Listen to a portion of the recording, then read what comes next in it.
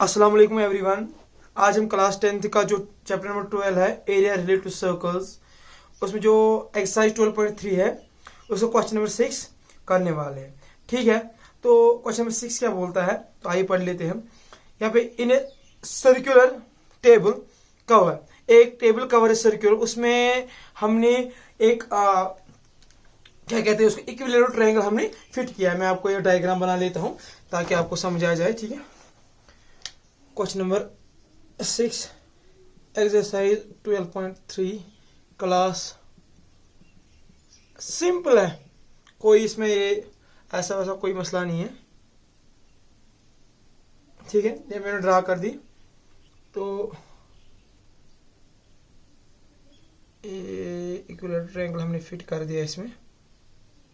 Equilateral triangle, ठीक है, जिसका नाम है A B C, with centre का ये। अब हम क्या कर लेते हैं, हम यहां से एक लाइन ले लेते हैं और इस पार्ट को हम बाइसेक्ट करते हैं। हमें पता है कि जो इक्विलेटरल ट्रायंगल होता है उसके जो एंगल्स होते हैं वो होते हैं 60 के बराबर। ठीक है, तो ये एंगल होगा 60 के बराबर, लेकिन अब हमने इसको बाइसेक्ट किया। Bisect means that we have divided this part into two parts.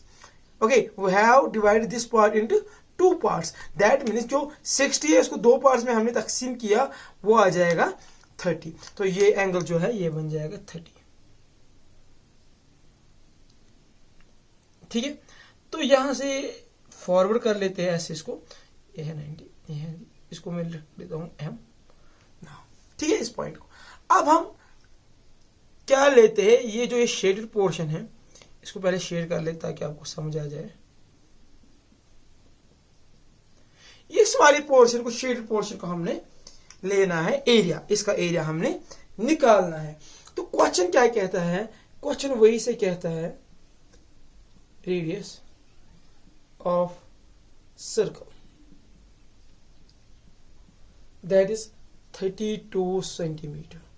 Okay, in triangle, अब हम एक ट्राइंगल लेंगे इसमें O M B, in triangle O M B, थोड़ा मिसप्रिंट हो जाता है, इसमें लिख लेता हूं ट्राइंगल ओ एम बी, ये वाला ट्राइंगल ओ एम बी। ठीक है, इसका जो थीटा है वो है 30 डिग्री। ठीक है, इसका ले लेते हैं हम कॉस, कोसाइन फंक्शन ले लेते हैं। कॉस थीटा इज इक्वल, हमें पता है जो कॉस है पंडित बाय पंडित हरि हरि भगवान, और हरि बोले we can say some people have curly black hair to present beauty. अब हमें क्या लेना है, बेस बाई हाइपोटेन्यूज। बेस क्या है अपनी, जो इस ट्राइंगल में बेस क्या है अपनी, वो है बी एम, और हाइपोटेन्यूज क्या है, वो है ओ बी। हाइपोटेन्यूज है ना ये, यहां से यहां तक, बी एम है बेस। ठीक है, ये मैं अब कर लेता हूं। बी एम हमें पता ही नहीं है। ठीक है, ओ बी हमें पता है क्योंकि वो है 32 सेंटीमीटर, क्योंकि यहां से यहां तक है सर्कल का रेडियस, वो बन जाएगा ऐसे, बी एम वहीं से आ जाएगा, तो ओ बी के बदले में 32 लिख सकता हूं। ये कॉस ऑफ थीटा कितना है अभी मैंने बताया 30 डिग्री, बी एम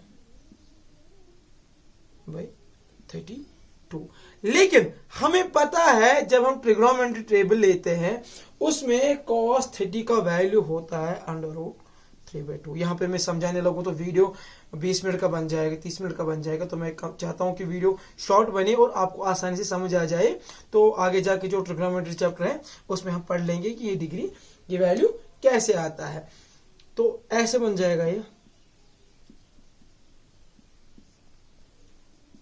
बी। तो अब हम क्या कर लेते हैं, इनको क्रॉस मल्टीपल कर लेते हैं।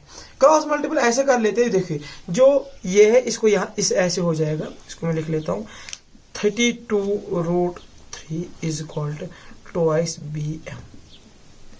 ठीक है, तो इसको मैं यहाँ पे लिख लेता हूँ, ऐसे साइड में कर लो ताकि हमें वैल्यू जल्दी आ जाए। तो अब क्या होगा, ये हो जाएगा BM में ऐसे ही लिख लेता हूँ, जो 32√3 है इसको डिवाइड लिख लेता हूँ 2, क्योंकि ये 2 इसमें डिवाइड जाएगा। अब मैंने ये इस साइड लिख ली, ये इस साइड, तो कोई मसला नहीं है। 1 जा 16 जा, यानी कि BM किसके बराबर हमें निकलेगा 16√3। ठीक है, ये निकला हमें आंसर। तो हमें यहाँ पे लिख सकता हूँ ना, BM इज इक्वल टू 16√3। ठीक है, अब हमें क्या करना है, अब हमें आगे जाके स्टेप करना है, क्योंकि ये जो ये है BC जो है वो है BM प्लस MC के बराबर। देखिए ये जो लाइन एक है BC, बीच में पॉइंट M है, इसको मैं लिख सकता हूं ना, इस लाइन को मैं लिख सकता हूं ना, this line plus this line लिख सकता हूं ना, BM प्लस MC, तो कोई मसला नहीं। लेकिन ये भी मुझे पता है कि जो BM है वो है MC के बराबर, क्योंकि ये जो लाइन ऊपर से मैंने डाली है 2 पार्ट्स में इसको डिवाइड कर लेता है, तो एंगल 90 डिग्री बनता है, दैट मींस ये 2 पार्ट्स में इसको डिवाइड कर लेता है। तो मैं BC को ऐसे भी लिख सकता हूँ, BC is equal to twice BM। यहां तक कोई शक? ठीक है, तो BC किसके बराबर आ जाएगा, BC आ जाएगा 2 × 16√3। वो क्या वैल्यू आ जाएगा, वो आ जाएगा BC इज इक्वल टू 32√3। कैसे आ गया, 2 × 16 हो गया 32, ये हमारा आ गया BC का वैल्यू। दैट मीन इस पार्ट का हमें ये वैल्यू आ गया। अब हम नेक्स्ट स्टेप क्या कर लेंगे, नेक्स्ट स्टेप हम निकालेंगे एरिया का, सर्कल का एरिया, तो उसमें माइनस कर लेंगे एरिया ऑफ ट्रायंगल, तो हमारा वैल्यू बन जाएगा। तो अब हमें लेना है एरिया ऑफ शेडेड रीजन।